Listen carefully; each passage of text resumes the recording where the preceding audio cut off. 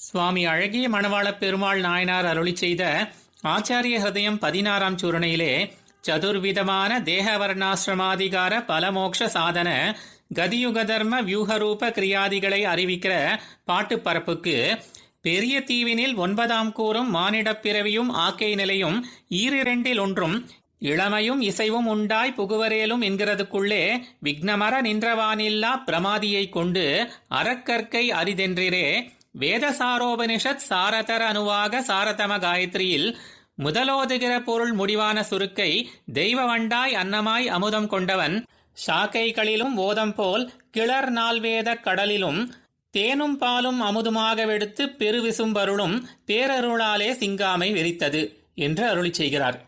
இவ்விதமாக சாஸ்திரங்களிலே உரைக்கப்பட்டவற்றின் ஆழ்பொருளை சுருக்கமாக அருளி செய்கிறார் இந்த சூரணையிலே.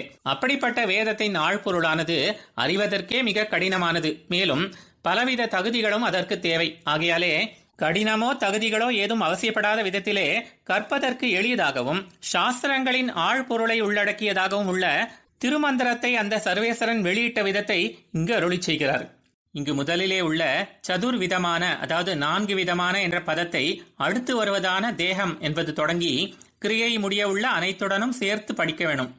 முதலிலே சதுர் தேகம், தேவர் மனிதர் விலங்குகள் தாவரங்கள் என்றும், சதுர் வர்ணம் அந்தணன் சத்திரியன் வைஷ்யன் சூத்ரன் என்றும், சதுர் ஆசிரமம் பிரம்மச்சரிய கிரகஸ்த வானப்பிரஸ்த சந்நியாச என்றும், சதுர் அதிகாரி ஆர்த்தோ ஜிக்ஞாசு அர்த்தார்த்தி ஞானி என்றும், சதுர் பலன் அறம் பொருள் இன்பம் வீடு என்றும், சதுர் மோக்ஷம் சாலோக்கியம் சாமீபியம் சாரூபியம் சாயுஜ்யம் என்றும், சதுர்வித உபாயம் கர்ம ஞான பக்தி பிரபத்தி என்றும், சதுர் கதி கர்ப்பகதி யாமியகதி தூமகதி அர்ச்சிராதிகதி என்றும், சதுர் யுகம் கிருத்த திரேதா துவாபர கலியுகங்கள் என்றும், சதுர் தர்மம் தியானம் யாகம் அர்ச்சனை நாம சங்கீர்த்தனம் என்றும், சதுர் வியூகம் வாசுதேவ சங்கர்ஷண பிரத்யும்ன அனிருத்த என்றும், சதுர் ரூபம் வெண்மை மஞ்சள் பச்சை கருநீலம் என்றும், சதுர் கிரியை படைத்தல் காத்தல் அழித்தல் மோட்சம் அளித்தல் என்றும், மேலும் வியூகமூர்த்திகளான வாசுதேவனிலிருந்து வெளிப்பட்ட கேசவன் நாராயணன் மாதவன், சங்கர்ஷணனிடமிருந்து வெளிப்பட்ட கோவிந்தன் விஷ்ணு மதுசூதனன்,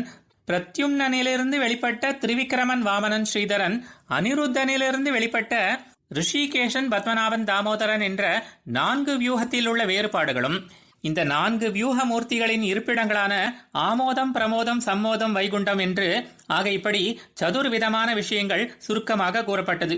இப்படி 4 பிரிந்து 4 விதமான பொருள்களை உணர்த்துவதான இவையும் இதுபோல பலவற்றையும் உள்ளடக்கி கரை காண முடியாதபடி பறந்து விரிந்துள்ள கடலான வேத சாஸ்திரத்தை நாவலம் பெரிய தீவு என்று பெரியாழ்வார் அருளியபடி இந்த உலக இன்பமும் மேலும் அந்த உலக இன்பமும், அதாவது மோட்சமும் ஆகியவற்றை அடைய வைக்கும் கர்மங்களை ஏற்ற பூமியாக உள்ளதால் ஜம்பு பிளக்ஷ புஷ்கர குச கிரௌஞ்ச சாக ஷால்மல என்ற 7 தீபங்களுக்குள்ளே மற்ற 6 தீபங்களை காட்டிலும் உயர்ந்ததான இந்த ஜம்பு தீபத்திலே ஸ்வர்க்கம் மோட்சம் ஆகிய பேர்களை அடைவதற்கு ஏற்றதாக உள்ள பரத கண்டத்திலே பல சரீரங்கள் எடுக்கிற இந்த ஆத்மாவுக்கு மின்னின் நிலையில மண்ணுயிர் ஆக்கைகள் என்று ஒரு நொடியிலே அழியக்கூடியதா இருந்தாலும் கூட மனித சரீரம் என்பது கிட்டுவதற்கு அரிது. ஆத்மாவானது தன் புண்ணியத்தின் மிகுதி காரணமாகவே 1000 பிறவிகளுக்கு பின்னால் ஒரு மனித பிறவியை அடைகிறது. நிலையில்லாததாக கூறப்பட்ட அந்த சரீரம் ஒருவேளை நிலை நின்றாலும் சாஸ்திர ஞானத்தை பெறுவதற்கு தகுதியான வர்ணங்களிலே முதன்மையானதும் குலங்களாய ஈரிரண்டில் ஒன்று என்று திருமழிசை ஆழ்வார் கூறியபடி அந்தணனாக பிறவி கிடைப்பதென்பது அரிது. அப்படி அந்தணனாக பிறந்தாலும் கூட ஆழ்வார்களுடைய பாசுரங்கள் மற்றும் வேத சாஸ்திர ஞானத்தை கற்று பசுமரத்து ஆணி போல மனதில் பதிய வைக்கக்கூடிய இளமை பருவம் கிடைப்பதென்பது மிக அரிது. அப்படி கிளறொளி இளமை என்கிற இளமை பருவத்துடன் இருந்தாலும் கூட ஆழ்வார்கள் போலவும் ஆச்சாரியர்கள் போலவும் யானும் என் நெஞ்சும் இசைந்தொழிந்தோம் என்கிறபடி இதிலெல்லாம் ஈடுபடுவதற்கு ஆழ்ந்த மனவிருப்பம் கிடைப்பதென்பது மிக அரிது.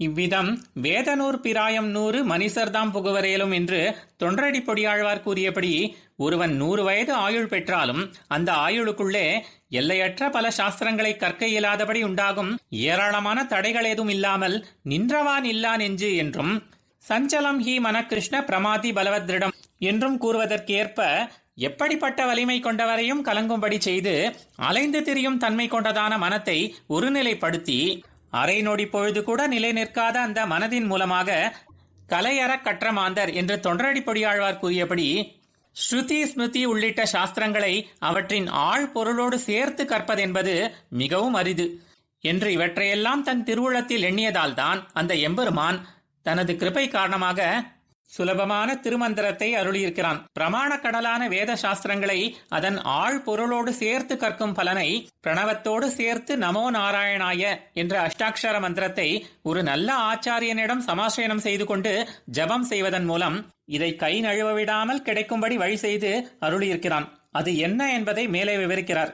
ஒரு நல்ல கரும்பை பிழிந்தால் முதலில் வரும் சாறு உயர்ந்த தரமாக கிடைக்கும். பிழிய பிழிய அதன் தரம் குறைந்து கொண்டே போகும். முடிவிலே முற்றிலுமாக சாறு இல்லாமலே போகும். அதுபோல வேதத்தின் சாரமே முற்றிலும் இல்லாமல் அசாரம் என்கிறபடி வேதங்களுக்கு புறம்பாக கூறும் பாஹ்ய குதிருஷ்டி மத வாக்கியங்களை கைவிட்டுவிட வேணும் என்று முதலில் கூறுகிறார்.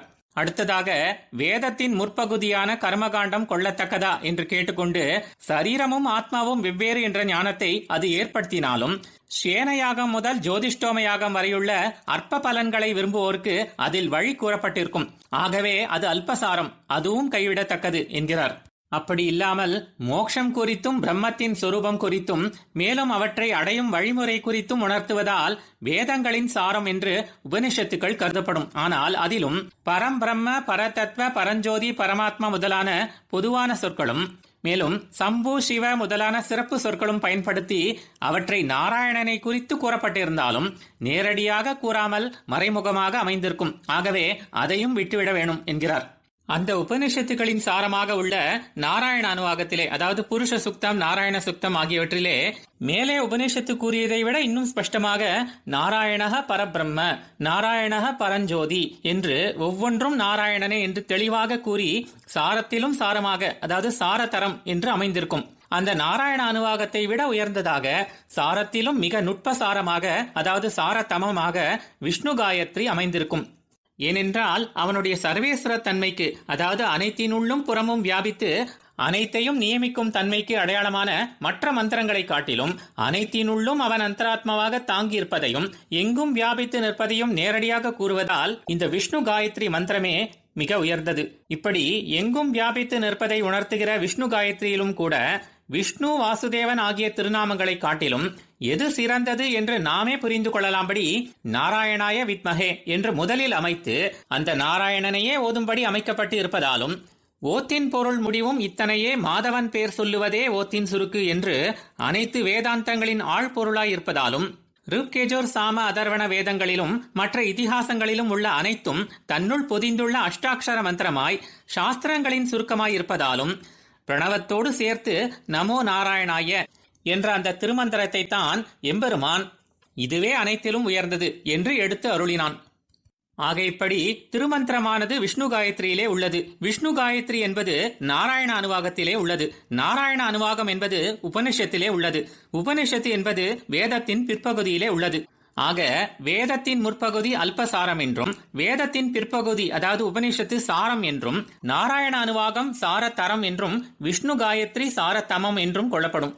இப்படியாக தேனும் பாலும் அமுதுமாய திருமாலின் திருநாமம் என்றபடி வேதங்களின் சாரமாக உள்ள இந்த திருமந்திரத்தை வேதங்களிலிருந்து அவன் எடுத்த முறையை 3 விதமாக வர்ணிக்கிறார். முதலிலே தூவியம் புள்ளுடை தெய்வ வண்டு என்பதற்கு ஏற்ப அந்த சர்வேஸ்வரன் தெய்வ வண்டு என்பதால் 6 கால்கள் கொண்ட வண்டு ஒன்று பல இடங்களிலும் அலைந்து திரிந்து தேனை எடுப்பது போல அந்த தேன் போன்றுள்ள இந்த திருமந்திரத்தை வேதங்களாகிய சாக்கைகளிலிருந்து தேனை எடுப்பது போல எடுத்தான். எடுத்த பின்னர் தன்னுடைய கருணை காரணமாக விரிவாக உணர்த்தினான் என்று கூறுகிறார். இரண்டாவதாக அன்னமாய் அன்று அருமறை பயன்தான் என்பதற்கு ஏற்ப ஹம்ச வடிவமாக அவதாரம் செய்தவன் அந்த எம்பெருமான். ஆதலால் அன்னமானது நீரில் கலந்திருக்கும் பாலை தனியே பிரித்து தருவது போல நானும் சொன்னேன் அமரும் உரைமீன் என்பதற்கு ஏற்ப அனைவருக்கும் ஏற்றபடியான பால் போன்றுள்ள இந்த திருமந்திரத்தை பாலை பிரித்து எடுத்து தருவது போல எடுத்து கொடுத்தான் என்று கூறுகிறார். மூன்றாவதாக அசுரர்களை கண்டு பயம் கொண்டு இரவாமை விரும்பிய அந்த தேவர்களை காப்பாற்றுவதற்காக திருப்பார்கடலை கடைந்து அவன் அமிர்தம் எடுத்து தந்தது போல இந்த சம்சாரத்தை கண்டு பயம் கொண்டு மோட்சமடைய ஆசையுடையவர்களை காப்பாற்றுவதற்காக மேன்மையானதாகவும் இன்பம் அளிப்பதாகவும் அமிர்தம் போன்றதாகவும் இருக்கிற இந்த திருமந்திரத்தை அமிர்தத்தை திருப்பார்கடலிலிருந்து எடுப்பது போல எடுத்து கொடுத்தான் என்று கூறுகிறார்.